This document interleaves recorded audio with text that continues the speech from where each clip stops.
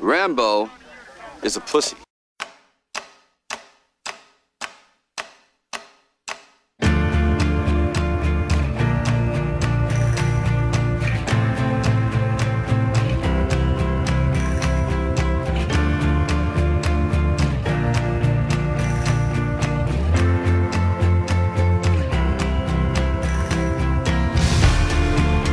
Shadow and the smoke in your eyes.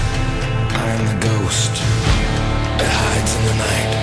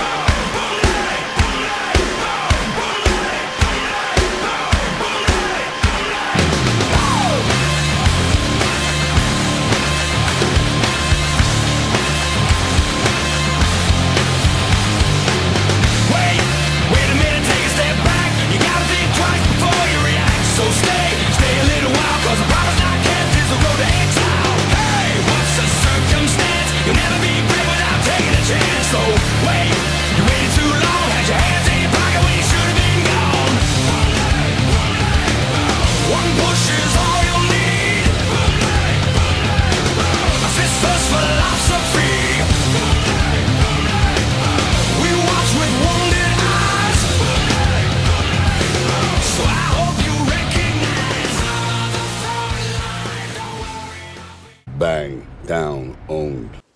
Et salut à tous et bienvenue dans ma vidéo consacrée au bien nommé Sylvester Stallone, donc mon acteur préféré pour ceux qui ne le sauraient pas.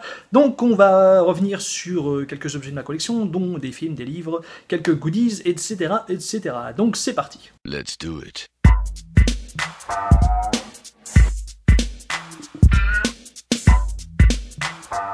Et on commence très fort avec les talons italiens, donc sorti en 1970 sous le nom de Party with Kitty and Stud, un truc dans le genre, et donc renommé les talons italiens après le succès de Rocky.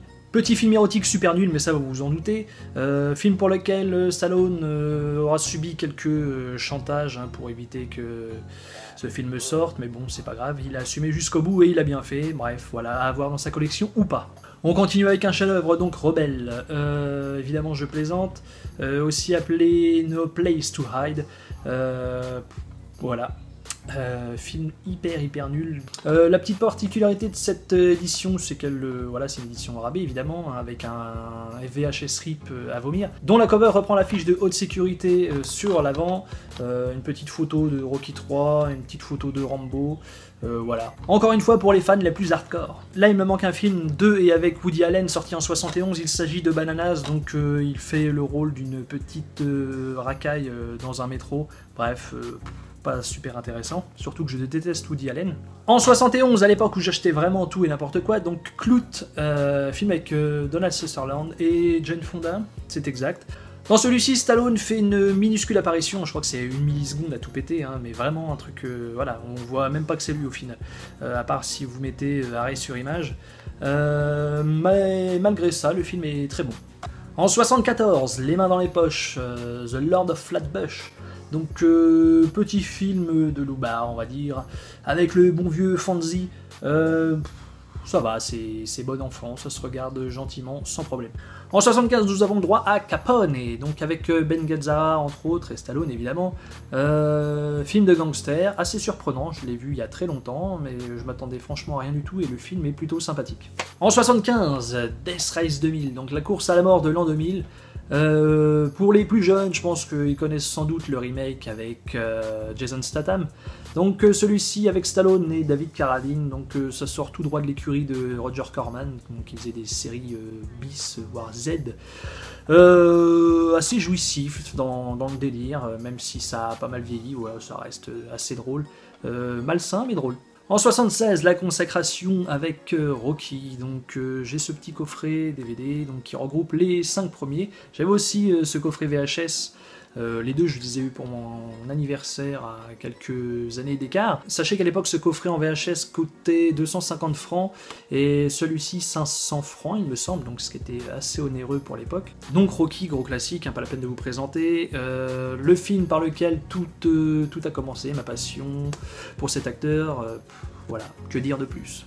En 78, Fist, donc très bon film sur les syndicats, donc on suit Johnny Kovac, donc personnage très connu dans le milieu. En 78, première réalisation de Stallone avec La Taverne de l'Enfer, donc avec Armand Assante et Joss Pinell. Donc film sur le catch où trois frères, dont Stallone joue le manager peu scrupuleux, qui profite un peu de son frère qui est super balèze mais un peu débile, donc il profite de lui pour se faire forcément de l'argent. Très très bon film. En 79, deuxième réalisation de Sly avec Rocky 2, donc pour moi, je sais pas vraiment le classer, c'est pas forcément mon préféré, mais je l'apprécie quand même, hein, comme toute la saga en règle générale, hormis le 5, mais bon ça c'est qu'un détail.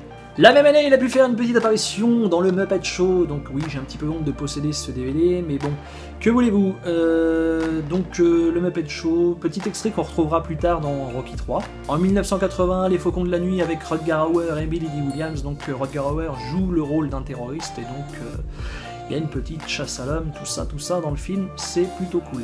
En 80, Victory ou À nous la victoire, donc film qui se passe pendant la Seconde Guerre mondiale, où des prisonniers doivent jouer contre les Allemands pour prouver leur supériorité. Dans les prisonniers, on retrouve Michael Caine, Max von Sydow et Pelé, entre autres. Petit film sympa en plus qui se passe en France, donc c'est plutôt cool.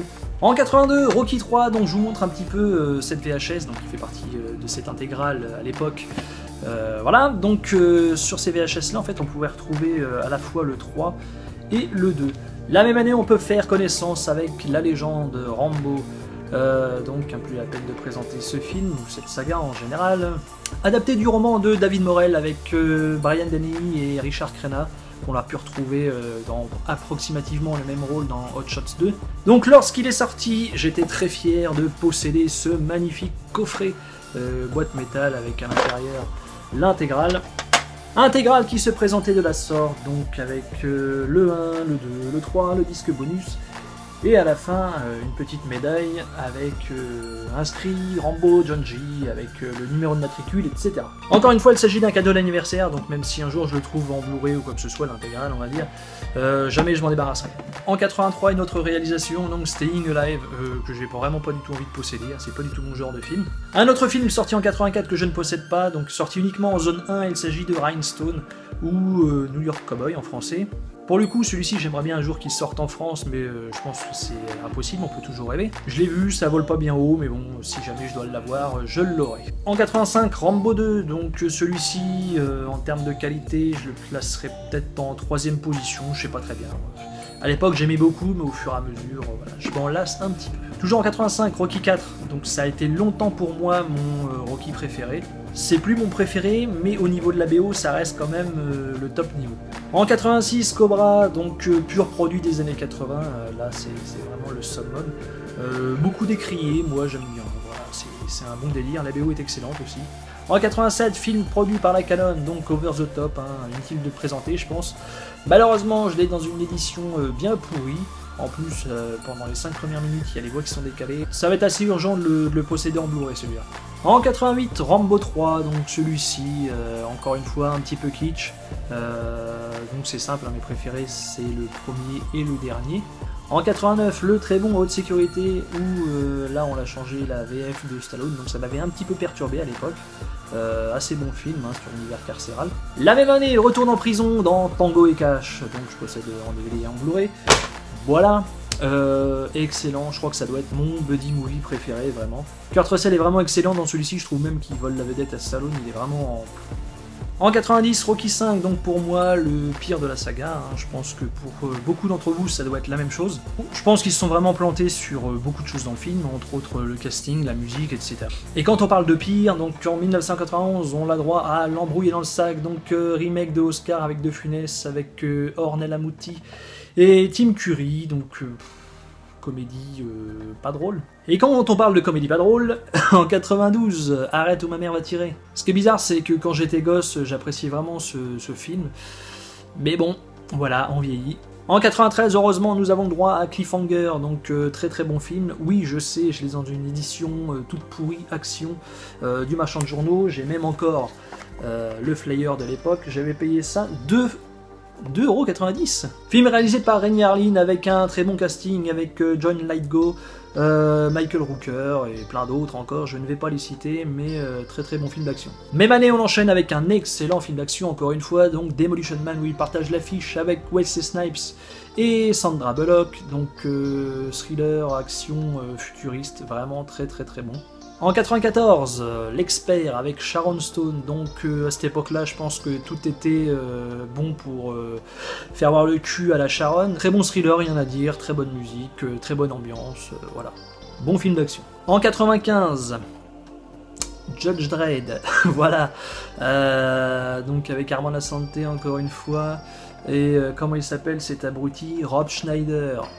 Je peux vraiment pas saquer ce mec-là et il me gâche le film, faut le dire. De base, le film est pas fou, mais avec cet abruti dans le film, ça gâche vraiment le délire.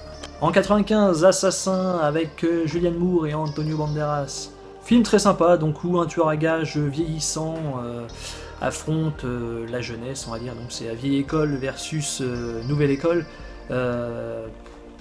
Voilà, c'est efficace. Milieu 90, c'était un petit peu la mode des films de catastrophe avec Twister, Le Pic de Dante, Volcano, etc. Donc là, on a droit à Daylight, film plutôt agréable de Rob Cohen. Donc voilà, ils sont bloqués dans un tunnel. Et il leur arrive que des couilles, évidemment. Donc si vous aimez le genre, eh ben, allez-y. En 97, Copland, donc gros flop incompris, hein, je sais pas pourquoi. Enfin, je sais pourquoi, hein, mais voilà, c'est juste parce que dedans, Stallone fait 20 kilos de plus, et les gens, pour eux, Stallone, c'est les muscles, l'action, etc. Donc ce film-là est très calme, mais vraiment super efficace, avec un putain de casting. Donc il y a Harvey Keitel, Robert De Niro, comme il s'appelle, Ray Liotta, et encore plein d'autres. Petit thriller vraiment sympa où dans une petite ville vivent un bon nombre de flics, hein, en dehors de la ville de New York, mais corrompus par la mafia, donc voilà. En 2000, Get Carter, donc remake du même nom avec Michael Caine. Michael Caine fait aussi une apparition dans celui-ci, donc avec Mickey Rourke. Voilà, c'est pas grandiose, ça se regarde comme ça, quoi, quand on se fait chier, mais franchement, voilà, là c'était l'époque année 2000 où ça pue. Et quand je vous dis que ça pue, donc Driven, bon, je crois que c'est le pire qu'il a pu faire. Mais vraiment, hein, je le déteste ce film-là, je le garde parce que, voilà, pour la filmo, mais 2002, le plutôt sympa Detox, donc petit thriller huis clos qui se passe dans un centre de désintoxication. Donc voilà, ça se regarde sans prise de tête. En 2002, Mafia Love avec Madeleine Stowe et le dernier rôle d'Anthony Quinn. Comédie romantique. J'ai un peu honte de le dire, mais j'aime bien ce film. 2003, Shade, Les Maîtres du Jeu. Bon film dans l'univers du poker. Film plutôt sympa avec un casting assez cool, donc voilà, je vous le conseille. Et en 2003, Spy Kids 3D. Voilà, rien à dire. C'est de la merde. Et en 2006, comeback gagnant avec le Rocky Balboa, donc voilà, encore dans ce coffret-là, je vous montre toujours ce coffret-là parce que voilà, j'ai plus que ça. Mais bon, à l'époque, j'ai retrouvé aussi ce petit flyer, hein, j'avais acheté le DVD au marchand de journaux. Vraiment super beau film dans la veine du premier, donc on retourne un petit peu aux origines du personnage. Vraiment super, touchant, voilà, tout ce que j'aime. Et en 2008, il ressuscite aussi le personnage de Rambo dans John Rambo. Donc super film extra que j'avais vu 2 fois au cinéma, je ne compte pas non plus le nombre d'éditions que j'ai eu en DVD, Blu-ray, etc. Je me suis calmé un peu, maintenant j'ai plus que le Steelbook. Et aussi cette édition, donc avec le Director's Cut. Le Director's Cut, je m'en branle un petit peu, c'est surtout pour le documentaire Retour en Enfer, donc qui fait 80 minutes et que je vous conseille, qui est vraiment énorme. En 2010, réunion de gros bras avec Expandable, donc avec pas mal de héros d'action, donc que ce soit nouvelle ou ancienne génération, donc avec Jet Li, Mickey Rourke, Dolph Lundgren, Bruce Willis, Terry Crews, Jason Statham, et encore d'autres, je sais plus les noms. En 2012, on prend les mêmes et on recommence, donc celui-ci intègre évidemment d'autres personnages, hein, dont Van Damme qui joue le méchant, Chuck Norris, Willis et Schwarzenegger ont un rôle un peu plus conséquent, celui-ci un peu plus orienté comédie, mais pour moi, ça reste mon préféré. En 2013, Du plomb dans la tête, donc adapté d'une bande dessinée, avec Jason Momoa dans le rôle du méchant, donc je me souviens de ce petit coffret qui à l'époque avait fait un petit peu polémique, puisque tout le monde s'attendait à un steelbook, en fait il s'agit d'un Metal Pack Jumbo tout moche. Petit film de série B qui se prend pas la tête, donc ce qui est dommage c'est que Stallone dedans est vraiment badass, quoi. C'est vraiment un tueur à gages, mais il est vraiment sans pitié, quoi. Toujours 2013, Évasion avec Arnold Schwarzenegger, donc film carcéral encore une fois, très très sympa, franchement rien à dire, sur un petit fond de thriller, pas dégueu. 2013, Match retour avec Robert De Niro, donc petite comédie sur fond de boxe. Malheureusement, évidemment, ça rappelle un peu trop Rocky, et en plus, il ne s'en cache pas, puisque dedans, il y a énormément de clins d'œil à Rocky, et c'est peut-être un petit peu qui gâche le tout, même si ça reste sympa à regarder.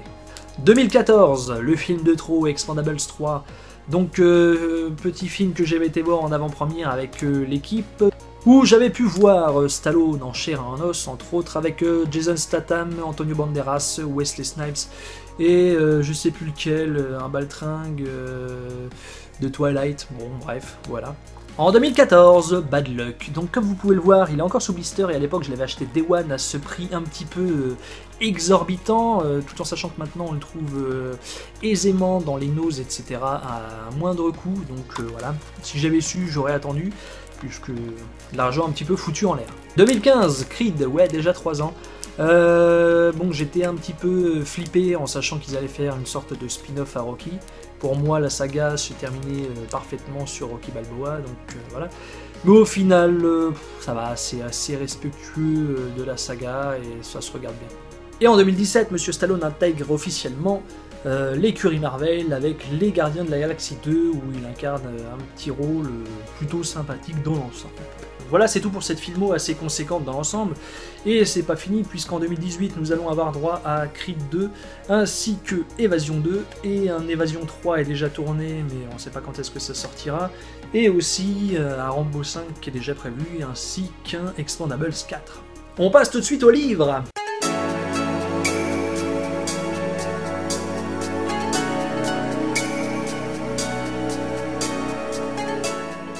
Alors on commence avec la bande dessinée du plomb dans la tête, d'où le film est inspiré, donc je l'ai toujours pas lu, hein. Honte à moi peut-être.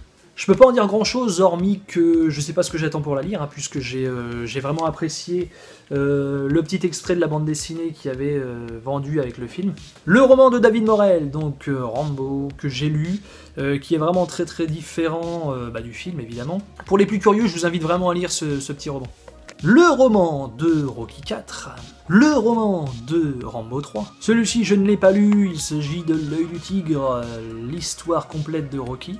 L'héritage de Rocky, le dernier round, donc livre très inutile, hein, ça reprend tous les matchs de la saga par écrit. Donc petite biographie sympa, donc Stallone, un vrai humaniste. Celui-ci m'avait été offert par un abonné, je sais plus du tout qui, mais encore merci à toi si tu te reconnais. Hein. Très sympathique, même si j'ai pas appris grand chose. Une autre petite biographie, donc Stallone, la revanche de l'Amérique. Certes, c'est pas mal, hein, c'est pas mal à lire, mais qu'est-ce que c'est bourré d'erreurs, un truc de malade. Petit livre sur le fitness avec Sly Moves. Donc livre dont j'étais super fier d'avoir à l'époque, hein, même s'il m'avait coûté une blinde, sans parler des frais d'importation, puisqu'à l'époque c'était pas aussi démocratisé que maintenant. Donc il y a une partie où c'est Sly et une autre partie par sa femme Jennifer. Autre beau livre, Rocky Anthologie édition Prestige. Très beau livre, certes, mais encore une fois bourré d'erreurs. Je sais pas comment ils se démerdent les gens, je sais pas, ils se renseignent mal ou ils s'y connaissent pas, ils se décident tiens je vais faire un livre sur Rocky mais j'y connais que dalle. Voilà. Après évidemment j'ai plein d'autres conneries dont des magazines, hein, vous voyez, des mondes du muscle hors série avec des caricatures, etc. Des muscles et fitness, en veux-tu en voilà. FBI, Fitness and Bodybuilding International. Donc plein de petites choses comme ça, donc je vais pas perdre de temps à vous présenter. On passe maintenant au BO.